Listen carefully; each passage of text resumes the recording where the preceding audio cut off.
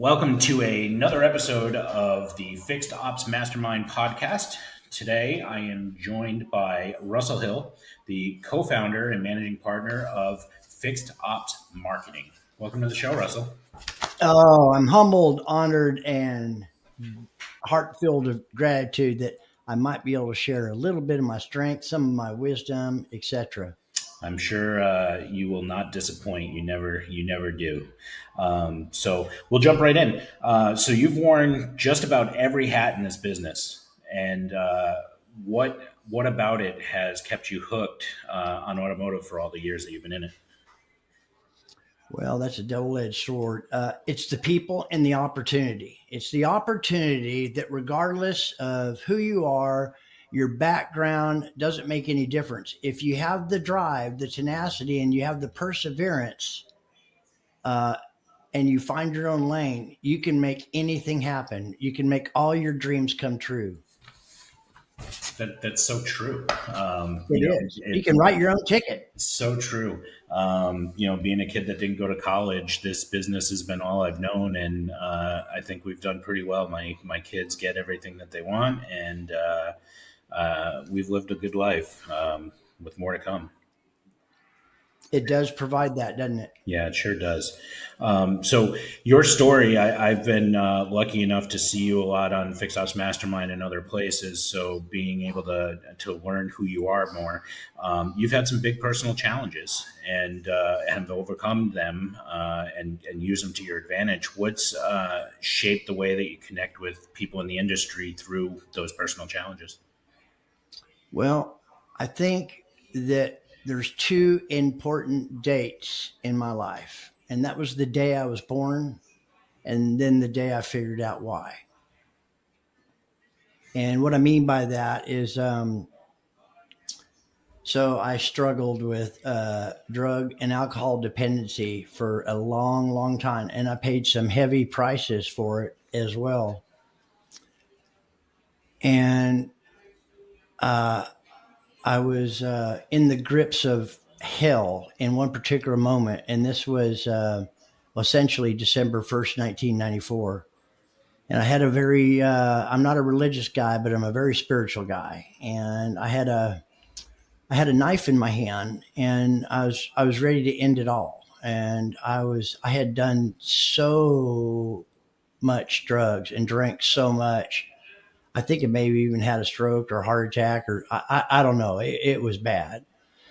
And I grew up in upper middle class, mom and dad, church, all that stuff. And so I've always believed that there was a God, but I never knew what it meant to have a relationship with him, which is an important part of my life, or the force, the power, whatever you want to call it.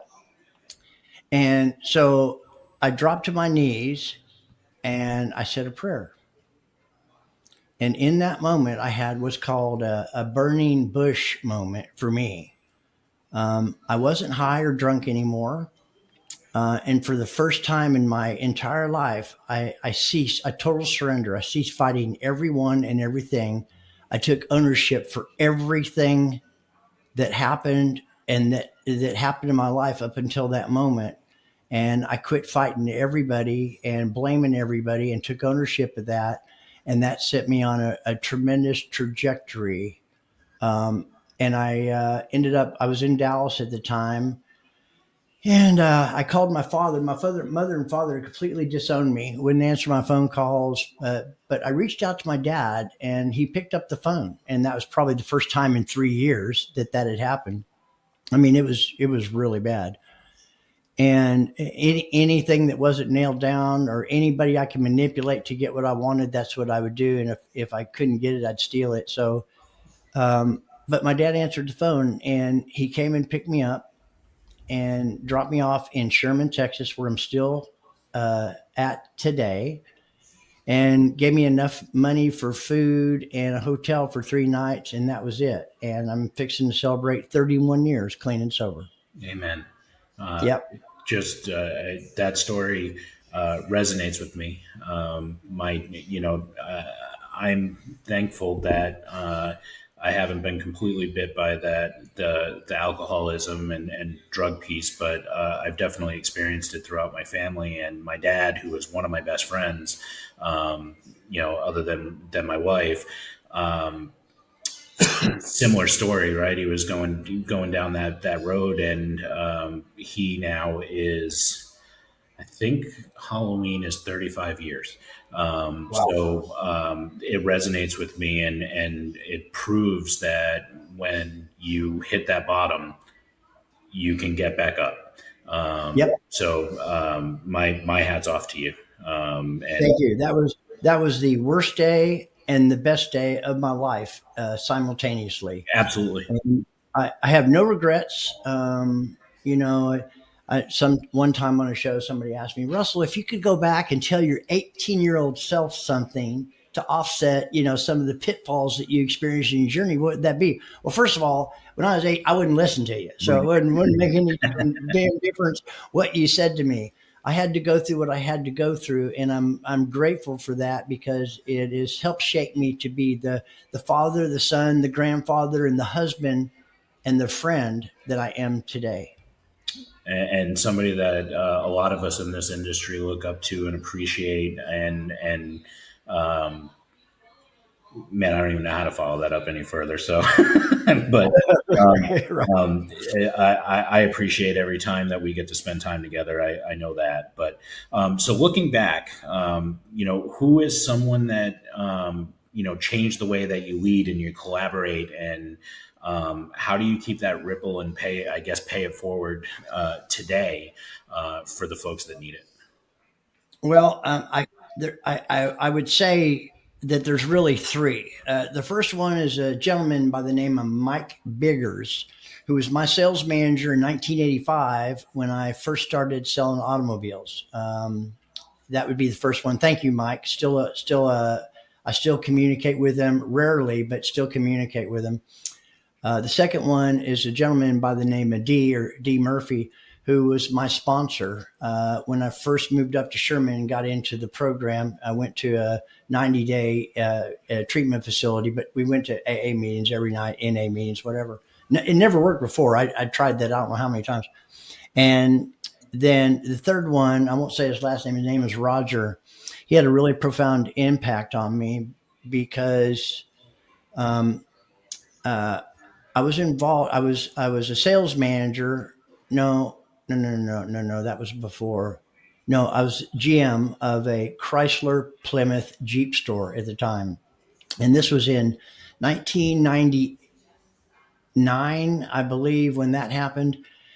Anyway, I was involved in some other things outside of the car business, and I met this guy, multi millionaire, attorney, networker. I mean, just a go getter, man. And every time you walked into the room, it's like, man, you just felt this energy, right? And so I asked him one day to take me, if I could take him to lunch, and he said yes. And the purpose of that was I wanted to tap in. Before, I probably wouldn't have ever reached out to somebody like that. I felt like they wouldn't talk to me, etc. But he did, and we sat down, we had lunch, broke bread. It was great, and I asked him to tell me his story. But really, what I wanted to find out, did his insides match his outsides? And they, in fact, did.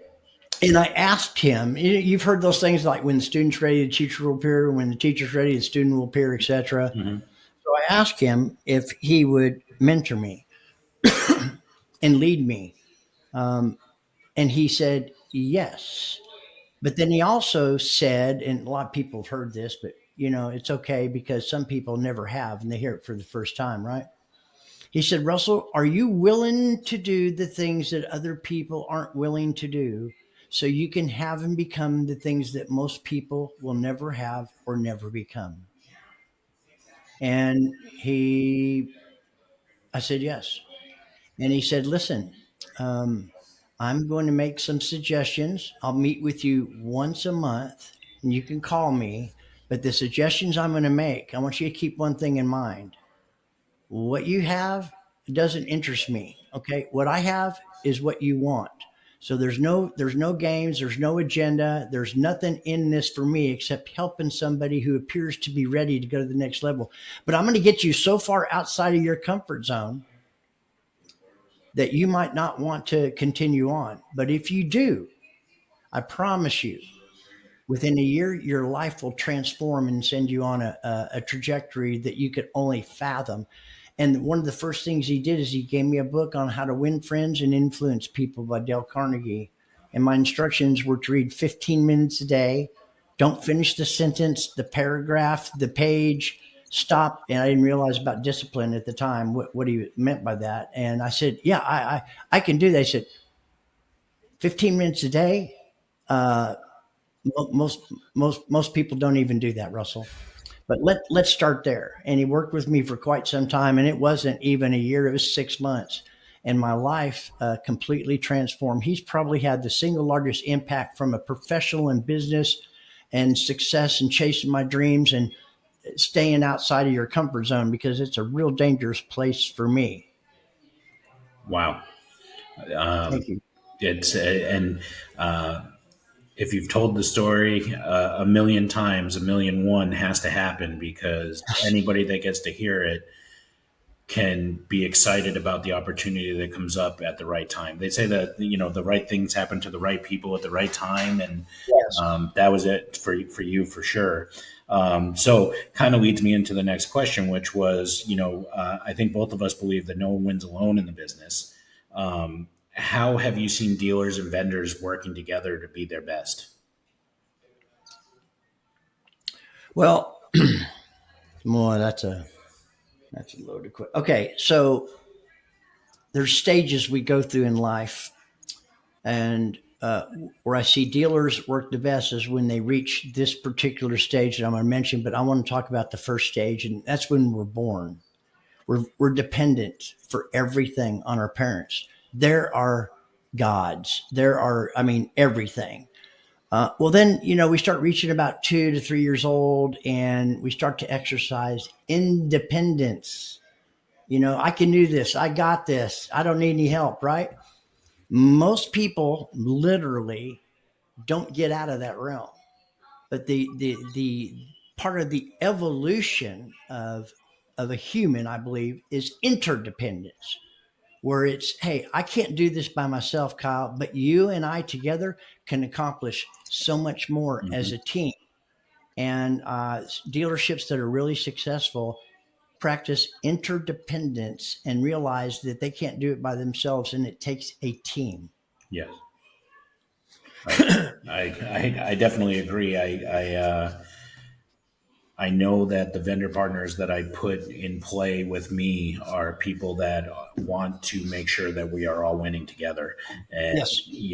I think that it's really, really important, especially on the fixed op side, because, marketing and the operation side, like they feel like separate worlds a lot of times. Right. So, Yes. it's definitely one of my weaker sides is the marketing piece because it's either been done for me or the manufacturers told me how they want it done, or the best I can come up with is doing it on demand or something like that. How do you think that we can bridge the gap so that fixed and variable and or the whole store is marketing together, so that we all row in the same direction and pass that same message? That's a great question. Well, first of all, we're all on the same team. That interdependence really helps. I really believe that the speed of the pack is set by the leader. I firmly believe that. And listen, I spend probably 4, sometimes 5 hours a day on top of running a company in other rooms, whether it be all things car biz, all things used cars, all things fixed operations, lethal set. It goes fixed ops mastermind. It goes on and on and on. And I, a lot of people are talking about the same things, Kyle, that I heard and was talking about in 1985. The challenges that we face Hmm. and dealing with people. They'll say a lot of the right things, but are they, as I mentioned earlier, are you willing to do the things, right? And most people really aren't. And I kind of think of, everybody, I think of it like this: 95 percenters and 5 percenters. And what I mean by that is 95% of the population is getting their information from the same 95% of the population that has what they have or less than what they have, and they wonder why the hell they don't have anymore. Right.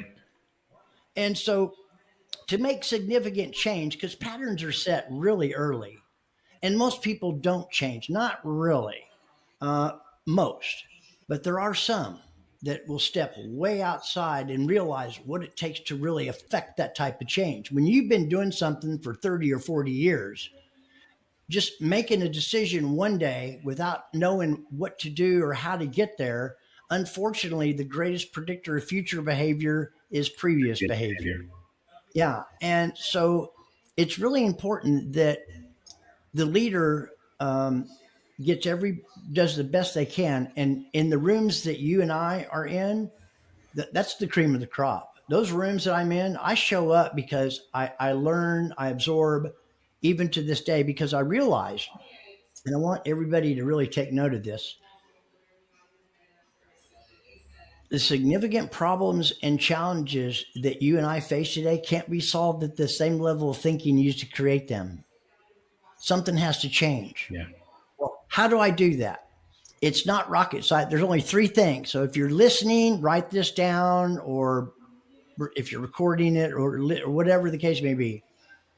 So only three things are going to dictate a different tomorrow: what you read, what you listen to, and who you associate with. New input will dictate new output, Yeah. but you can't wait until tomorrow or next week. It starts right now, today. New input dictates new output. If not, everything, Kyle, that you and I and all of you out there have ever seen, heard, read, or done up until this very moment is our default. Unless we input new, that's the definition of insanity, right? Keep Yeah. doing the same thing, expecting different Different results. results. You have to input new. Whatever it is that you're after, I'm going to tell you to dream big, okay? Because all my life, people said, Russell, you can't do that. I tried that. That won't work. And they got interrupted by somebody who just did. Yeah. Um, Man, that's every time I talk to you, I just get more and more fired up. Well, thank you very much. It's so right. And one of the things that I had talked to Dave about prior to him, and asking me, or kind of forcing me into becoming the new host of the podcast. Right. One of the things that I saw was you have all these different great minds that are doing different things, right? But they're all doing this a similar thing. Yes. And so my thought is, let's get them all together. So let's get a bunch of us together. Let's have a panel, join the shows together, and the more we all incorporate together with the same ideas, I like that. then the better off we're going to be. Because yeah, there could be different philosophies, there could be different ways of getting to the final product, but what if we all work together to find the best way? Because who wins at that point? Every single person that we're responsible for, from an employee standpoint, their families, their families, their families. Exactly. More importantly, every customer that we strive to get into our buildings every day are the ones that reap the biggest benefits if we all just work together. Um, Absolutely. so There's one very important ingredient, and we would probably get to it. I don't know, but my ADHD type A mind works kind of weird. So I had an opportunity to develop a relationship with Zig Ziglar and lead a devotional. I was invited to lead a devotional with him there and his staff in Dallas. Uh, and I ascribe to the Zig Ziglar philosophy: if you help enough other people get what they want, you'll get what you want.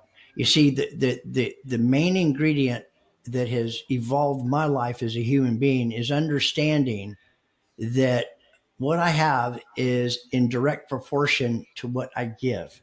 So it's important to elevate people along the way and try to pull them up if that's what they want. If not, love them where they're at and move on down the road. Maybe you plant a seed, but if you, it's important for someone to have a particular balance, I believe, and you can only achieve that by helping other people win along the way. yeah, I agree 100%. So, I mean, my question was, what was one example where you've seen a store really turn things around, and it was because the right people are on the same page? Maybe that's the story you just told.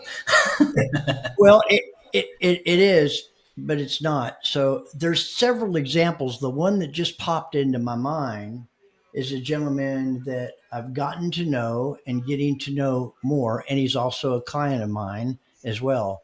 But that philosophy we were just talking about is Patrick Abad at Beaver Toyota Mazda.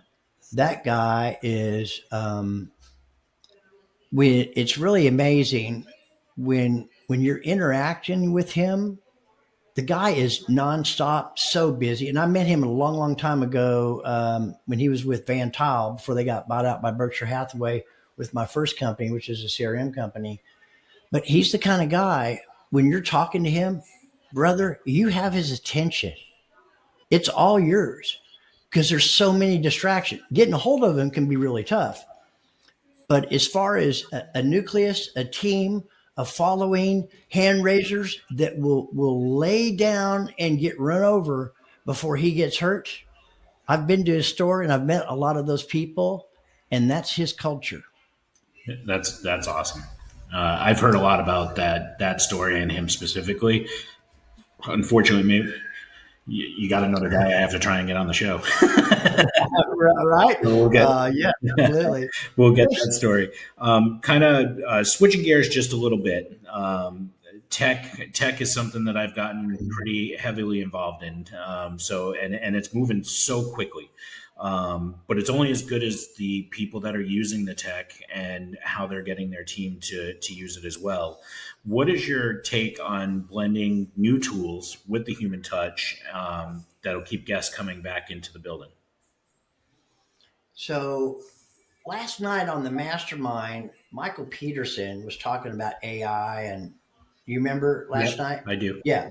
So I don't have the exact numbers in front of me, but 100 years ago, the amount of people that were in the farming community in the United States was astronomically high. Okay. Today it's only 2%, and we produce more than we did back then. Now, that took 100 years to get there. And, people had to evolve and they learned other, yeah, okay, yeah. Well, he also talked about AI from the top down instead of from the bottom up, which that one was. And in the next 5 years, we're going to move as fast as we did the last 100, Hmm. except it's going to happen in the next 5 years. Yep. So we need to embrace, there's a lot of change coming. Some people will lose their jobs. I heard it said that a third will lose their jobs, a third, well, I can't remember the stats, et cetera. I got lost on it, but most people's jobs will not go away, but their job description and how they do their jobs will be different with robotics and artificial intelligence. Absolutely. And we have to keep in mind there was, Chat GPT, et cetera, is only like 3 years old. It's amazing. And I can't even fathom, but the microprocessors are 100,000 times faster than the human brain. It's staggering. And there's some things that people get really scared about. I mean, you may not know this, but a lot of people listening might, maybe you do. Do you remember a cartoon called The Jetsons? Yeah. Okay. Well, they actually have if you look at the Jetsons one on YouTube, you'll see that there's flying vehicles just like you saw in the Jetsons. And then there's the robots, and all that kind of stuff. So it's coming now, but there's a lot of things that can be really scary. Yeah. Good people are going to do good things, and bad people, unfortunately, are going to do bad things. That's just, or whatever it is. It's Yeah. almost like Yeah. somebody winning the lottery. What they're doing up until that moment when that big influx of cash comes, all does is accelerate all those bad habits. So, and most of them are stir crazy. And where I'm going with that is keep in mind there's always a human side to AI. But 2.5 years ago, or last year, and it's like I was on this show that Wendy Reeves started called The Human Side of AI. And a lot of really influential people in there. And I learned a lot of great stuff. One of them was April Simmons. From the dealer's perspective, dealers were signing up left and right for anything that said AI. but they weren't looking at it as a supplement to what they were doing. They were looking at it The as to replacement. do something that they didn't want to do. Mhm. And not only that, but nothing communicated with anything else. So you went from what I call ADD, another damn dashboard. Yeah. So you went from 2 or 3 screens to 5 or 6 or whatever. Anyway, those people were signing up and canceling just as fast. And I think there's been a little leveling in the field. People are starting to really grasp and understand that. Let me make sure I understood. Ask me that. I think I got off track about. So technology is going to be crucial. And I think one of the biggest areas that's going to benefit the most is fixed operations. I agree. From merchandising, distribution, marketing, timely communication with our clients. Uh, and the reason I say they're probably going to benefit the most is because they are lacking the most when it comes to what matched against the variable side and what they have.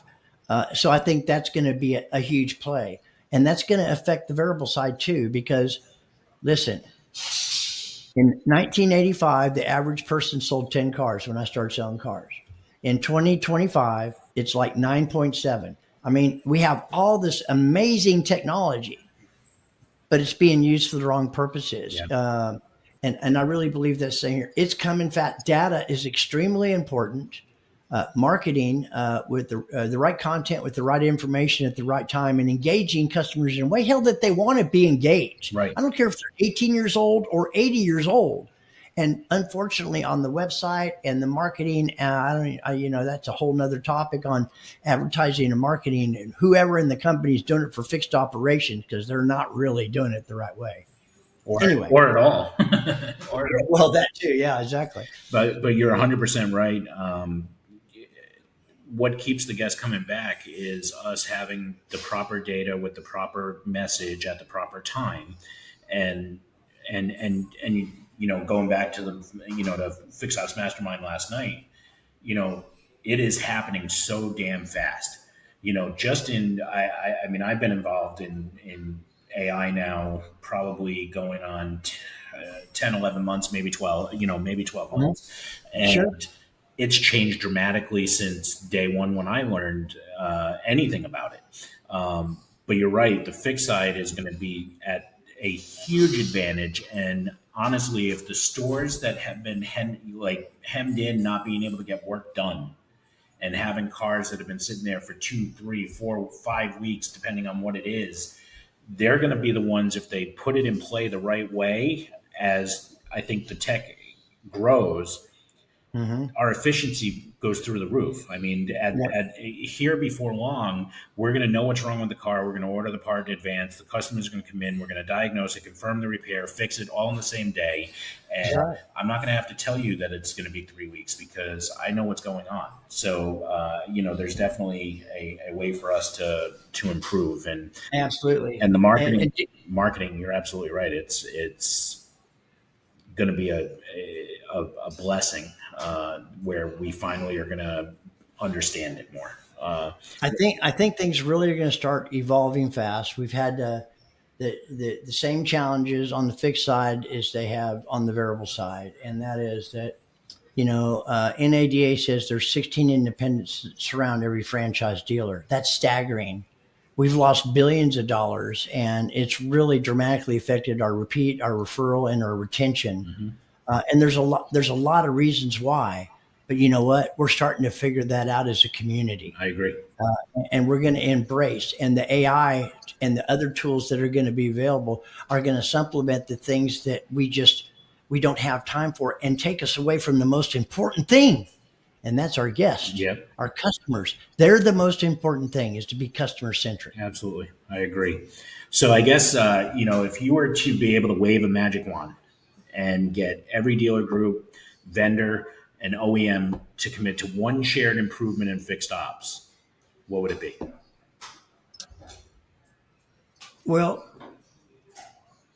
I got this idea, and it wasn't mine. There's not really too many original ideas, but whoever, if it's an automotive group, a single point, etc., if you could bring everybody, in your case, Kyle, that you have a partnership with, anything that affects your fixed operations, that there needs to be at least once a year, if not once every 6 months, there needs to be a collaborative effort where everybody shows up and spends a half a day or a day, because all the vendors want is to make you happy, Kyle, and to provide you with what you need so you can do your job more efficiently. So there's a lot of things that if everybody got together, and I'm talking about someone from, one of your technicians, advisors, you, a sales service manager, whatever. But if all the vendors can get in one place and everybody can listen to what everybody else is saying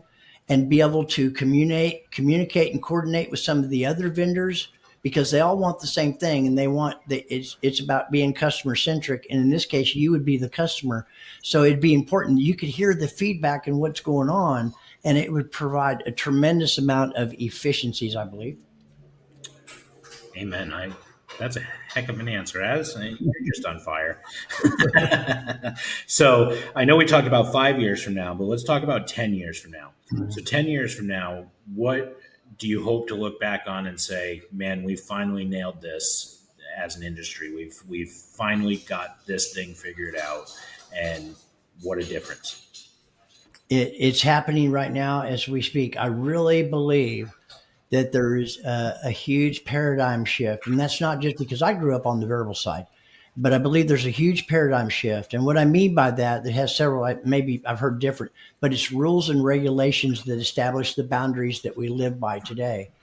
So unfortunately, part of what's going on means that we're going to have to get outside of our comfort zone, and we're going to have to be open and make some changes. And you heard what I said earlier about the 95 and the 5%ers. Yes.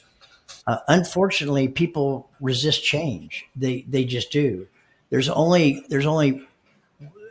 the only person or persons that really love change is a crying baby. Beyond that, nobody else really enjoys change, but they want to be changed really quick, you know? And a lot of that is going to be, so even the mentality of the leadership today is changing. Now, I may be a little biased because I'm in the rooms with the 5%ers, but when I'm out there in the market, I see we need to adapt. For the first time in history, we have 4 generations working in automotive. The same, 4 different generations at one time in this business. And the way it used to be is not the way it is now. And I don't know if I got it. So in 10 years, we'll look back and say, you know what? I was a part of that revolution. Yeah. Because it's going to happen. It's exciting. Yeah, I mean, it is. Where we're heading and where we can go if everybody's on board working it together. Absolutely, man. It's amazing. So I'm going to ask you. I'm going to ask you a question that I don't think I know the answer to for myself, which is, if you weren't in the automotive industry, what would you be doing? Public speaking. Well, you do that now, right? But I would be. So I still, even at almost 31 years now, I still go to meetings. Mm-hmm. I still sponsor people. I took a crack one time with a crack at a doctor friend of mine, opening a sober living community, one for men and one for women, 18 to 26 years old. But it wasn't one of the traditional 30, 60, or 90-day programs. It was a year to a year and a half. Wow. Because it takes a long time. And as a matter of fact, my sponsor, when I first got into the program, he was pretty brutal on me. He said, Russell, there's only one thing that you have to change. Only one thing. And I said, oh, D, wow, that's great. What is that one thing? Everything. You have to change everything. And it takes time, because you have the problem I realized then was not even the drugs and alcohol, because I started so early. The problem was the way I thought. And I didn't have any tools. This is the most dangerous place that most people could live, right here. And when you realize that, and you know what to do to offset that, unfortunately, it takes time. It takes commitment and tenacity and perseverance. But if you really want to make effective change, and there's something particular you want in life, even when I read that book, Dale Carnegie, How to Win Friends and Influence People, I've absorbed so many, Napoleon Hill and augment. It goes on and on and on. They all say the same thing in different ways, and we pick up on different things. But to affect any kind of change, it starts right here, the head and the heart. And it doesn't happen overnight. It takes consistent work every single day. But the next thing you know, you look back and go, wow, what a journey. What a journey. So storytelling, because I would like to, as a matter of fact, there's, writing a book right now with my chief marketing officer, Charity, and we're just about finished. It's 2.5 years in the making. And I think it's going to be a fascinating read, not only for automotive and overcoming obstacles, but realizing, hey, if if I did it or you did it, and they know the trials, I think we all have crossroads, most of us, where we overcame really substantial things. And I still deal with some things today. But the two biggest things for me that are dangerous are secrets and resentments. Those are the two biggest things that cause people in sobriety to go back out over and over and over again. They don't get it. You have to deal with the crap in your life and try to figure out where it came from so you can set yourself on a different trajectory. And you have to read and you have to listen, and you got to quit listening to all that negative crap. Wow. Did that answer your question? Yeah. Yes, yes, it did. It did. And I think just like you are here, you'd be perfect there. So, Thank you you very know, much. so I guess if you could learn one skill instantly, I guess outside of automotive, and I guess I'm going to put you on the spot and say public speaking, Mhm. what skill would you instantly like to learn? Opening people's eyes. If I could learn that one skill and I could do it really quick to help them see what's really possible in their life, it would be opening people's eyes to understanding you're your own worst enemy. Get the hell out of the way Hmm. and open your eyes to what's possible. Because do you remember, and all of you out there in UConn, when you were in like junior high or high school or whatever. I mean, you're cutting it up with your friends. You have these big, lofty dreams, think you're going to go out and conquer the world, and you're not going to do this, but you're going to do that. And then you go to college, and then you start trading your time for money because they still teach the same things today in school. Go to school, get good grades so you can go to a good college. And unfortunately, most of them come out heavily debt laden. 92% of them don't even work in the chosen field they got the degree in, unfortunately. Hmm. That's another story. But what I mean by that is when people start trading their time for money, they get bought, then they have families and credit cards. They don't even understand money, and they get into debt and don't really understand that. And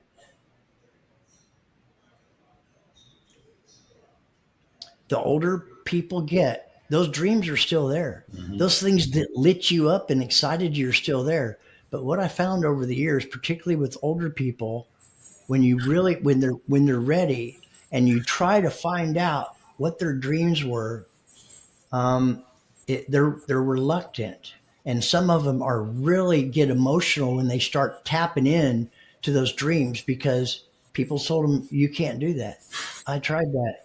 That doesn't work. You got a family. You got a job. You got a car payment.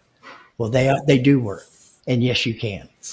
Love it. So, one superpower in automotive where you can change the dynamic. So, one superpower in automotive, what is it? What would you want it to be? Man, one superpower. Gosh, one superpower.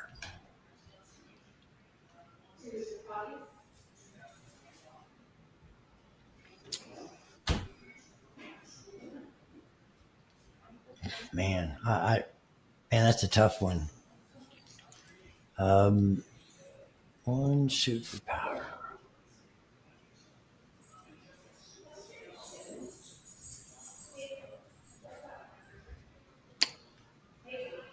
Man, Kyle, that's a good one, brother. For me, Woo! for me, I think you're if I think you already have it. You have the ability to engage people in your story, and Thank you. and you have the ability to bring people together to make us all go in the right direction, and that I think is a superpower in itself. I think what you've given, to me in the short time that we've known each other, and the personal touch and the trials and tribulations to get to an accomplishment that of where you are. Writing a book that I'm the first one on the list ready to buy it right now. So as soon as it's ready, I want it. Thank you. I think that's the superpower, is to be able to wear all the hats that you've worn in this career, worn in this career, and continue every day to get up with the energy and the fire to make everybody around you better.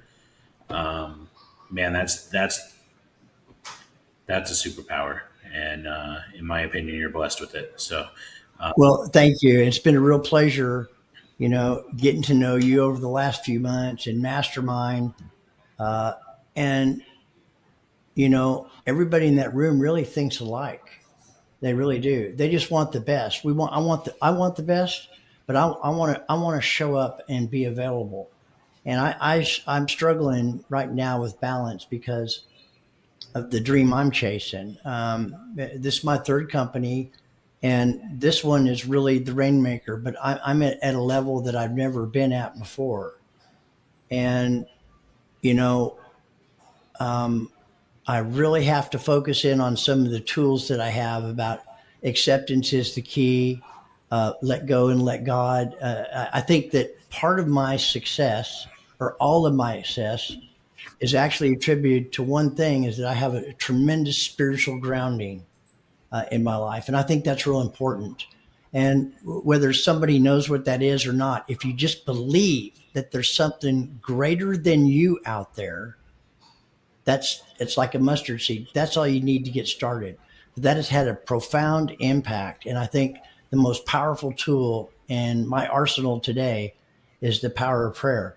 But I even think, which is another conversation, but even prayer, I think people, it's like, God, why me? I mean, there's our job is to show up every day and create. That's what we're supposed to do. And we're supposed to help people along the way. I really believe that's an important part, because in the end, when I'm hopefully in my own home, when I pass away, I don't want to be looking back saying, I wish I would have spent more time at work. And so one of the things I'm balancing right now is that I just bought a piece of property that my wife and I, I'm 66 years old, that we're going to build our dream home. And my wife is a rock, man. I mean, she believes and encourages me in a way that I need, and I think all of us really do.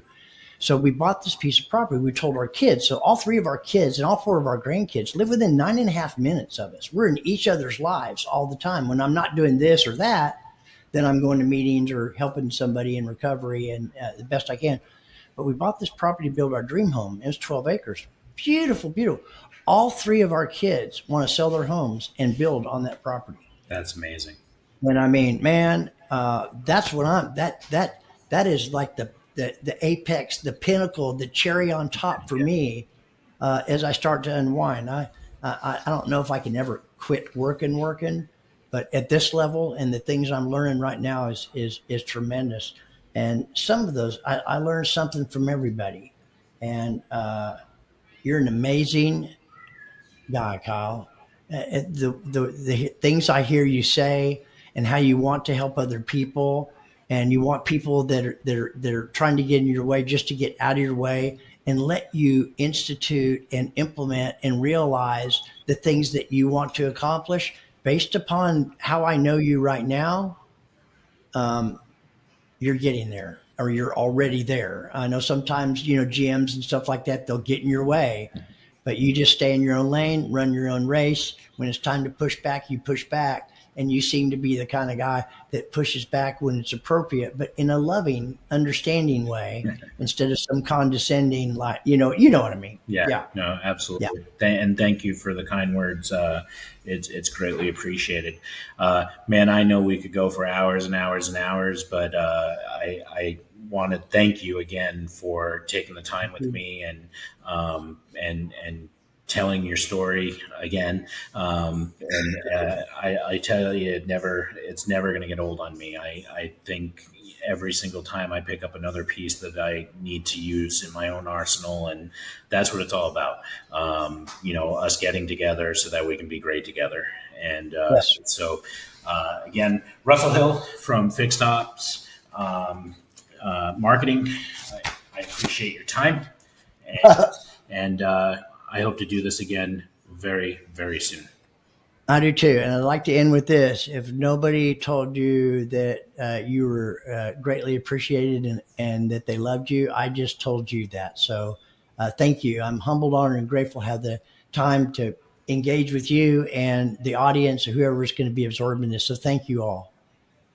Thank you. And I love you too.